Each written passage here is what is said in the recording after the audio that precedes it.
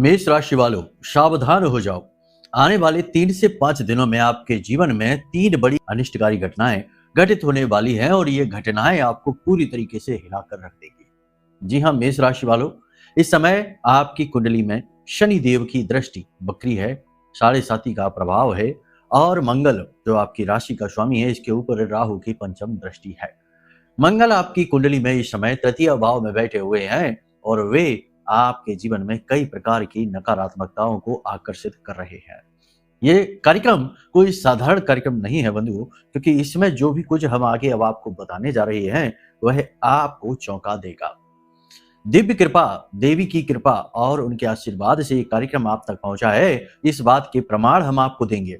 आगे भविष्य में क्या होगा ये तो बताएंगे ही, पिछले कुछ समय से आप क्या महसूस कर रहे हैं ये तो बताएंगे ही, लेकिन इस कार्यक्रम को देखने के दौरान अगले 1 से 1.5 घंटे में आप क्या महसूस करेंगे आपको ये तक हम बता देंगे। जी हाँ, इस लिहाज से ये कार्यक्रम महत्वपूर्ण हो जाता है, तथ्य परक है, ग्रहों पर आधारित है। इस कार्यक्रम में कुछ बेहद महत्वपूर्ण विषय हैं जो आपके जीवन से जुड़े हुए हैं, आपके जीवन की कहानी है। इन विषयों को समझना आपके लिए बेहद आवश्यक है। अब छिपे हुए पत्तों को एक एक करके खोलते हैं। मेष राशि वालों, आप बहुत ही भोले भाले हो, लेकिन जल्दबाजी के चक्कर में काम खराब कर लेते हो। बहुत सारे लोग ऐसे हैं जो आपका दुरुपयोग करते रहते हैं, आपसे काम करवाते हैं, काम निकलवाते हैं और फिर आपको ही बेवकूफ बता देते हैं। कोई बात नहीं है। अब आप ध्यान से सुनो कि जब आप इस कार्यक्रम को देख रहे होंगे तो 1 से 1.5 घंटे के अंदर अंदर आपके साथ में ये 3 बड़ी घटनाएं घटित होगी। इन्हें आप ध्यान से समझ लो। पहली घटना आपके साथ ये होगी कि हल्का हल्का सा सिर दर्द आपको होगा।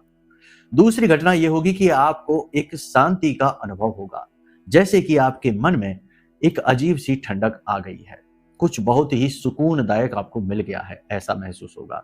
तीसरा कि अचानक से किसी अपने का फोन आ जाएगा, किसी प्रकार की कोई सूचना आएगी, कुछ आपके व्यक्तिगत रिश्ते हैं जो आपसे दूर जा रहे हैं उनका कॉल आ सकता है। इसी के साथ साथ जब आज रात्रि में आप सोएंगे तो आपको सपने में देवताओं के दर्शन हो सकते हैं, पुरखे पूर्वजों के दर्शन हो सकते हैं, बरगद का पेड़, नीम का पेड़ दिख सकता है या फिर किसी प्रकार के पक्षी जो दिव्य पक्षी होते हैं उनके दर्शन हो सकते हैं। ये संकेत है कि ये समय और काल आपको बहुत कुछ देना चाहता है और बहुत कुछ आपसे लेना चाहता है। बस समझदार को इशारा ही काफी है। कार्यक्रम को पूरा अंत तक देख लेना, हम सब कुछ आपके जीवन का आपके सामने पूरा कच्चा चिट्ठा खोलकर रख देंगे। आपकी खुद की कमियां भी आपको बताएंगे और आपके साथ कौन नाइंसाफी कर रहा है यह भी बताएंगे, और कौन सी वो घटनाएं हैं जिनसे आपको बचकर रहना है यह भी बताएंगे। ये समय बहुत महत्वपूर्ण है मेष राशि वालों। पिछले 1 से 1.5 वर्ष से आप अपने जीवन में कठिनाइयों को लगातार बढ़ते हुए महसूस कर रहे हैं। दूसरी तरफ आप अपने स्वास्थ्य और अपनी आर्थिक स्थिति को भी लगातार गिरता हुआ देख रहे हैं। कमेंट करके बताना कि जो भी कुछ हमने आपको बताया है ये बातें आप महसूस कर रहे हैं कि नहीं। लेकिन अब समय है बदलाव का। यही शनि आपको बहुत कुछ देना भी चाहते हैं और आपसे बहुत कुछ छीनना भी चाहते हैं। शनि अति क्रूर है, याद रखना, लेकिन कर्म फलदाता भी हैं। जो जैसे कर्म करेगा उसे वैसे फल देने का जिम्मा शनि का है और इस समय वह आपके ऊपर हावी है। आपकी कुंडली के 12वें भाव में बैठे हैं और आपकी कुंडली के द्वितीय भाव पर इनकी तीसरी दृष्टि है। यह सबसे तीव्र दृष्टि होती है। ये कार्यक्रम बहुत महत्वपूर्ण है, इसे अंत तक जरूर देखिए। मेष राशि वालों, इस कार्यक्रम के अंत में जो उपाय हम आपको बताएंगे वे बेहद महत्वपूर्ण है। इस समय की मांग है, आपको इन्हें जरूर करना चाहिए। करेंगे तो आप बहुत सारी झंझटों से अपने आप को फ्री होता देखेंगे और एक ऐसा दिव्य उपाय है जिसे आप तभी करना जब आपको इसकी बहुत अधिक आवश्यकता हो, यानी कि धन की आवश्यकता है, शत्रु परेशान कर रहे हैं, उससे छुटकारा चाहते हैं, या मानसिक शांति सुकून या घर मकान चाहते हैं, कर्जे से मुक्ति चाहते हैं, मतलब कि कोई बहुत महत्वपूर्ण विषय है, तभी आप इस उपाय को करना, वरना मत करना। तो चलिए, उम्मीद करते हैं सारी बात आप समझ रहे हैं। अब कार्यक्रम को अंत तक जरूर देखेंगे। तो मेष राशि वालों, चलिए ध्यान से सुनिए, बात करते हैं आपकी भविष्यवाणियों की। जय माई की। बंधुओं, ज्योतिष और तंत्र विद्या के क्षेत्र में आचार्य अमित एक जाना माना नाम है। पूज्य गुरुदेव के साधनाओं और ज्योतिष विद्या के अनुभव बेहद दिव्य है। जी हाँ, पूज्य गुरुदेव ने जिसकी भी कुंडली का विश्लेषण किया और कुंडली के अनुसार उसे सटीक उपाय व महामाई माँ बगलामुखी की विशेष कृपा दी, उसके जीवन में सकारात्मक बदलाव तो आ ही है। फिर चाहे समस्या कितनी ही कठिन क्यों ना हो, समाधान तो अवश्य हुआ है। अब ऐसे में यदि आप भी अपने जीवन की किसी बड़ी समस्या से जूझ रहे हैं, जैसे कि कर्जा बढ़ता ही जा रहा है, काम धंधा और व्यापार सब रुक चुका है, रिश्ते नातों में तनाव हद से ज्यादा बढ़ गया है, पूरा जीवन ही नकारात्मकताओं से भर गया है, तो ऐसे में यही सही समय है जब आप श्रेष्ठ गुरु से मार्गदर्शन प्राप्त करें और जीवन के अंधकार को समाप्त कर दिव्य प्रकाश की ओर कदम बढ़ाएं। वीडियो में दिए गए नंबरों पर तुरंत संपर्क करिए और अपनी कुंडली का विश्लेषण व समाधान पूज्य गुरुदेव के द्वारा करवा लीजिए। देर ना करें, आपके देवी देवताओं के आशीर्वाद से ये मौका खुद चलकर आपके पास आया है, इसे गंवाना नहीं है। अभी फोन करें और गुरुदेव से मार्गदर्शन प्राप्त करें। महामाई आपका कल्याण करें। धन्यवाद। लेकिन इन सबसे पहले सबसे महत्वपूर्ण बात, जैसा कि आप सभी जानते हैं कि हमारी आराध्य देवी मां बगलामुखी अष्ट महाविद्या ब्रह्मास्त्र विद्या है। उन्हीं के दिए हुए पवित्र भाव के आधार पर उनका बहुत बड़ा सिद्ध पीठ निर्माण का कार्य हमारे द्वारा करवाया जा रहा है माई के आदेश पर, और वही करवा रही हैं। हम तो छोटे से एक माध्यम मात्र हैं। तो कार्यक्रम चलवाया जा रहा है, करवाया जा रहा है, पिछले कई महीनों से काम चल रहा है। इस पवित्र कार्य में यदि आप भी सहभागी बनना चाहते हैं, जुड़ना चाहते हैं, अंशदान करना चाहते हैं, अपने कुल खानदान पीढ़ी का उद्धार करना चाहते हैं, क्योंकि ऐसा काम करना हर एक के बस की बात नहीं है। हर कोई ना ही ऐसे मौके प्राप्त कर पाता है जब इतने बड़े कार्य में, भव्य कार्य में जुड़ पाए। तो ये एक बहुत बड़ा अभियान है, बहुत सारे लोग इससे जुड़े हुए हैं। और अगर आप भी जुड़ना चाहते हैं, सीधे माई के धाम से, मां बगलामुखी धाम से जुड़ना चाहते हैं, तो बहुत ही सरल प्रक्रिया है। वीडियो के डिस्क्रिप्शन में आप देखेंगे तो एक नंबर दिया गया है, व्हाट्सएप ग्रुप की एक लिंक दी गई है, उससे आप जुड़िए। सीधे परिवार का ग्रुप है, रोज के अपडेट वहां पर आपको मिलेंगे।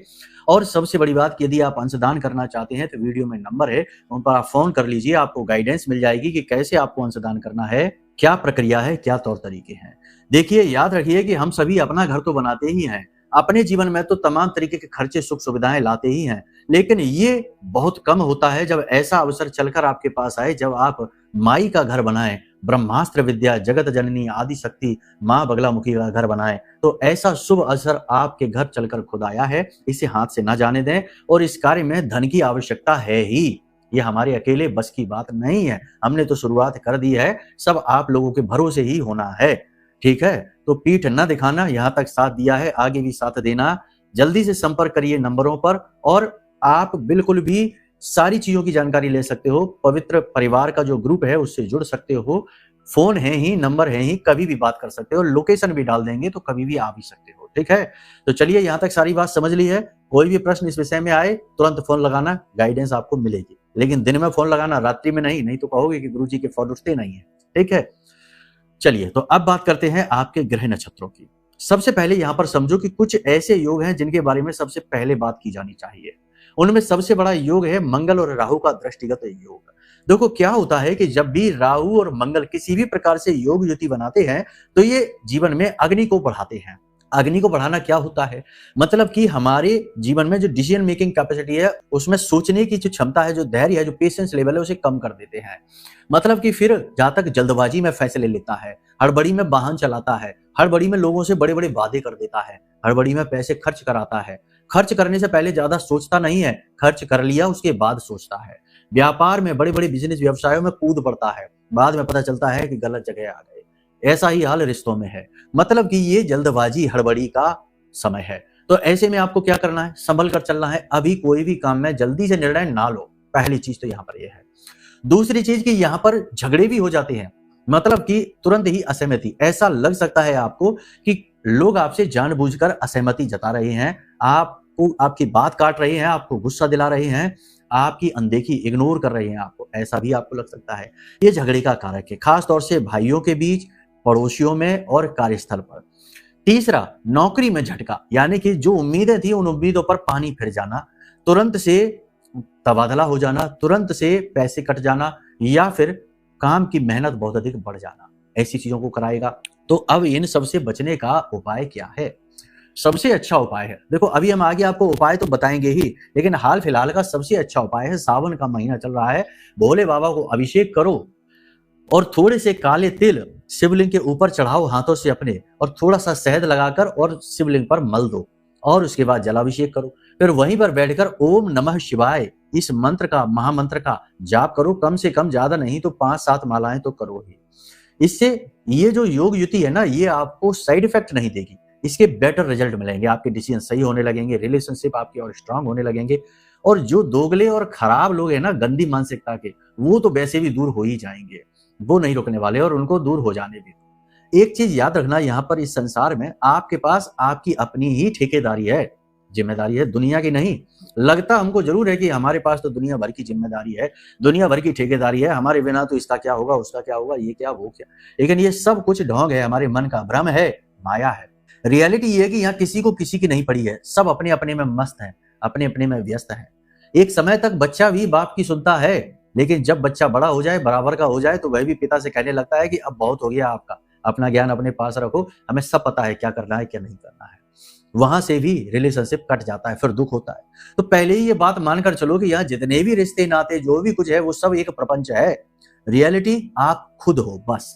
तो अपनी सेहत, अपना पैसा, अपने स्वास्थ्य, अपने मन, अपने तन की सुविधाओं को, कहने का मतलब ये, इनको पालो, इनको किसी के लिए सेक्रीफाइस मत करो। करो भी तो एक सीमा में, सीमा से आगे बढ़कर नहीं। याद रखना ये बात बहुत महत्वपूर्ण है, समझ में कम आती है लोगों को, लेकिन जिनको आ जाती है वो बड़े सुखी रहते हैं। अभी हम एक वीडियो देख रहे थे जिसमें कि एक पिता जिसकी 3 बेटियां और तीनों की तीनों अच्छी जगह सेट हैं, शादी हो गई, उनका बढ़िया अच्छे से खा पी रही हैं, और पिता जो है वह अकेला रह रहा है वृद्धाश्रम में, और वह जब संसार से चला गया तो अकेला उसका आस पड़ोस के लोग उसका संस्कार कर रहे हैं, अंतिम यात्रा का संस्कार। और बेटी फोन कॉल पर देख रही है और कह रही है लो 5,000 रुपए भेज दिए, कर दो, अस्थियां भी आप ही विसर्जित कर देना, हमारे पास समय ही नहीं आने। ये है संसार। और उन बेटियों को सुखी पहुंचाने के लिए, परिवारों में पहुंचाने के लिए ना जाने कितना पैसा खर्चा किया होगा उस पिता ने, पूरी जीवन भर की कमाई लुटा दी हो, और वो बेटियों के पास टाइम नहीं कि अपने पिता को देख ले अंतिम यात्रा में, अंतिम समय में भी। ये है कड़वी सच्चाई। इसे स्वीकार कर पाओगे, कर लेना, नहीं तो फिर यही बात होगी कि हमारे वाले ऐसे नहीं है, बाद में पता चला कि सब ऐसे ही थे, लेकिन तब तक हाथ मुट्ठी कुछ रहा नहीं, समय फिसल गया। देखो बात कड़वी है लेकिन सच्ची है। अपने लिए भी जियो, सबके लिए भी जियो। हम ये नहीं कहते कि सबके लिए लठ उठा लो, सबसे लड़ते फिरो, नहीं, अपने लिए भी जियो, लेकिन अपने आप को सेक्रीफाइस मत करो, अपनी कुर्बानी हर जगह मत दे दो, तुरंत तैयार मत हो जाओ, ठीक है। तो पहली चीज तो ये हो गई, गलत फैसले यहीं से आते हैं, ठीक है। दूसरा, चंद्र और बुध की युति जो हो रही है ना, अन्य ग्रह भी हैं, सूर्य गुरु भी हैं, लेकिन चंद्र और बुध की युति, यहाँ पर आत्मघाती आप बन जाएंगे, क्योंकि ये चतुर्थ में बन रही है, और चतुर्थ में यानी ये चंद्रमा का खुद का घर होता है, यहाँ पर यह स्थिति अच्छी नहीं होती। क्या करोगे, अपने निर्णय गलत करोगे, यानी ऐसे निर्णय लोगे जो आपके लिए ही खतरनाक होंगे। गलत लोगों के संपर्क में आओगे, गलत लोगों पर भरोसा करोगे, गलत जगह पैसे लगा दोगे, गलत प्रॉपर्टी में इन्वेस्ट कर दोगे, कुछ भी करोगे ऐसा जिसमें कि आपके लिए आगे लॉन्ग टर्म में कठिनाई खड़ी होगी। और सबसे ज्यादा इमोशनली, मानसिक तौर पर अपने आप को प्रताड़ित करोगे, दुखी करोगे, बिना बात के उन बातों को भी सोच सोच के दुखी होगे जिनकी सोचने की अब कोई आवश्यकता ही नहीं बची है। तीसरा, शनि का बकरी हो जाना, ये पुरानी चीजों को रिवाइव करेंगे, पुरानी यादों को जीवन में ले लेकर आएंगे, पुराने लोग जो छोड़ छोड़कर चले गए उनके बारे में सोच सोच कर दुखी हो गए, पुरानी गलतियां खुलकर सामने आ जाएंगी, पुराने किए हुए पाप कर्म भी बाहर आ सकते हैं, एक्स्ट्रा मैरिटल अफेयर, छुपे हुए प्रेम संबंध, छुपे हुए रिश्ते नाते खुलकर बाहर आ सकते हैं, क्योंकि यहाँ पर सब चीजें ओपन होने वाली हैं। तो थोड़ा सा अलर्ट रहना, कहीं कोई आपकी ऐसी कोई बात तो नहीं है जिसको उजागर हो जाने से बहुत कुछ खराब हो सकता है, थोड़ा ज्यादा जागरूक हो जाना, ठीक है। सारी बात यहाँ तक समझ ली। अब यहाँ पर कुछ चीजें हैं जिनको ध्यान से समझो।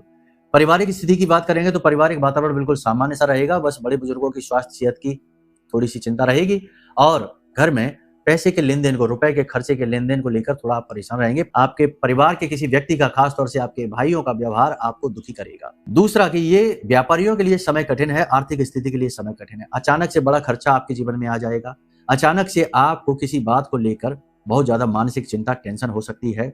इसी के साथ साथ सबसे बड़ी बात कि व्यापारी कोई गलत फैसला ले सकते हैं। व्यापारियों के लिए यह गलत फैसले लेने का समय है, तो ज्यादा सावधान रहने की आवश्यकता है। किसी और की गई गलती की सजा, कीमत आपको चुकानी पड़ सकती है। यह समय धोखे का है, चालबाजी का है, तो सावधान रहें। ज्यादा जोश इस समय आपके लिए खतरनाक होगा, तो जल्दबाजी में नहीं, होश में रहकर फैसले लें। अपने मन की बातें जो आपका बहुत प्रिय और भरोसे का हो उसे जरूर बताएं। मन के बोझ को थोड़ा हल्का करें, अपनी दुख तकलीफों को बताएं। कोई नहीं है तो भोले बाबा के मंदिर चले जाएं और उन्हें अपना पिता, परम पिता बनाकर उनके सामने अपने दुखड़े सारे रो दें, सब कुछ बता दें, मन हल्का हो जाएगा, बहुत जरूरी है। उच्च अधिकारियों से सावधान रहें, कोई गलत फैसला आपके खिलाफ वो लेने वाले हैं। कार्यस्थल पर आपके शत्रु आपके प्रबल हो जाएंगे, अधिकारियों की कानाफूसी कर सकते हैं। कोई पुरानी गलती, पुरानी बात आपकी बाहर आ सकती है, या आपके द्वारा कही गई किसी बात का गलत मतलब निकालकर प्रयोग किया जा सकता है। आपको थोड़ा सा स्वार्थी बनना पड़ेगा, चालाक बनना पड़ेगा। अपने निजी हितों को लेकर कोई लापरवाही ना करें, दूसरों के चक्कर में आप अपना नुकसान करा बैठेंगे। ज्यादा उदार और सरल व्यवहार दूसरों को आमंत्रित करता है कि आओ हमारा दुरुपयोग कर लो। फिर बाद में आप सोचते हो कि ऐसा क्यों हो गया हमारे साथ।